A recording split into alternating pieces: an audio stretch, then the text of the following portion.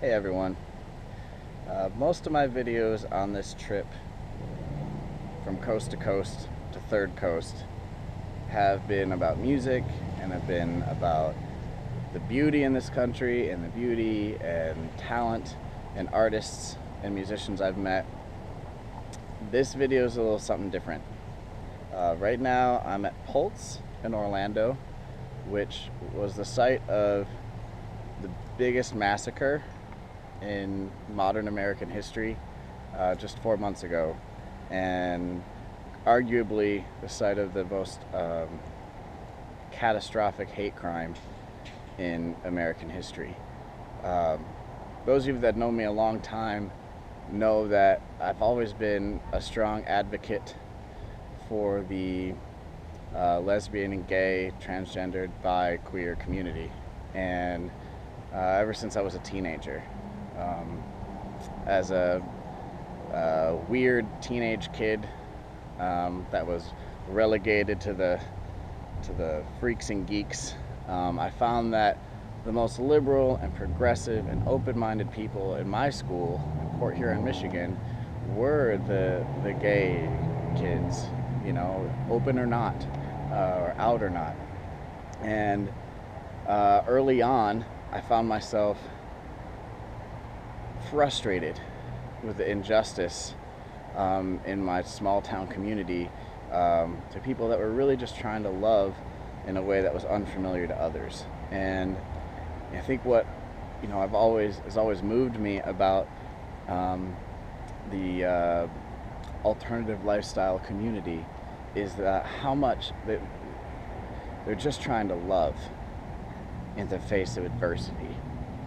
And to give you a little bit of background for those that don't know, I had to leave my hometown as soon as possible as a teenager. I've been hospitalized, I've been beaten bloody, I've had to have my nose replaced. All of this is fake. I'm still missing a tooth from back here.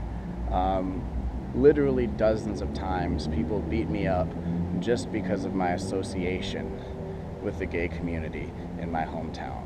And when people would say, "What are you, a fag? What are you?" Da, da, da, I wouldn't put stock in their concern by outright denying or whatever. It was my own little straight ally protest to be like, you know what? It's none of your concern what I am, and it's none of your concern what these people are either. So, as a straight man, heterosexual man, I've been the victim of hate crimes against gay people, so much and so often that even the police wouldn't protect me in Port Huron, and I had to leave because I sincerely believe if I hadn't left, I wouldn't be here anymore. And so being here where 49 people were killed, a total of over 100 injured or killed, it's a really solemn and somber moment for me, and you can feel it. And particularly as we're coming up on this election season ending, and we just got a couple weeks left, not to politicize everything, but I really, I've been pushing in that whole social justice warrior way on Facebook and other media for people to think more with compassion and to think more with their heart. And people say they go with their gut. I encourage anybody watching this that when it comes time to vote locally, nationally, whatever you're voting for, to vote with your heart, because things like this just shouldn't be happening. So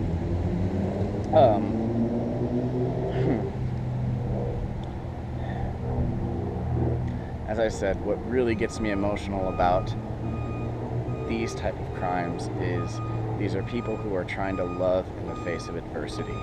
And I don't know what more human struggle there is in this world. So I'm gonna walk around the front here and give you guys a moment to see what remains of Pulse and the memorial that the community has come out and created.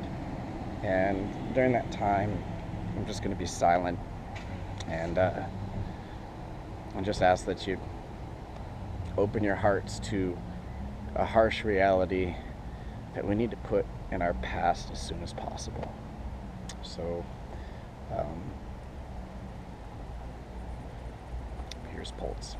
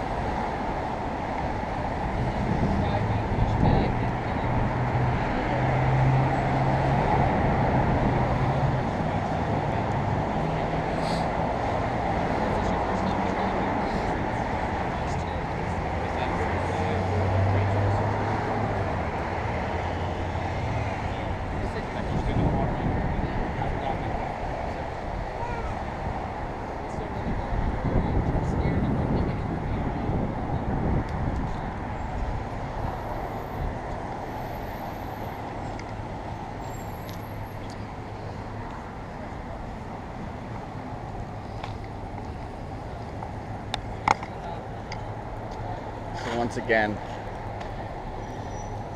let's move away from thinking, doing, acting, voting with our gut and the way we were raised and how it's always been, and start thinking, doing, acting, voting from the heart, because stuff like this just shouldn't happen. Love you guys.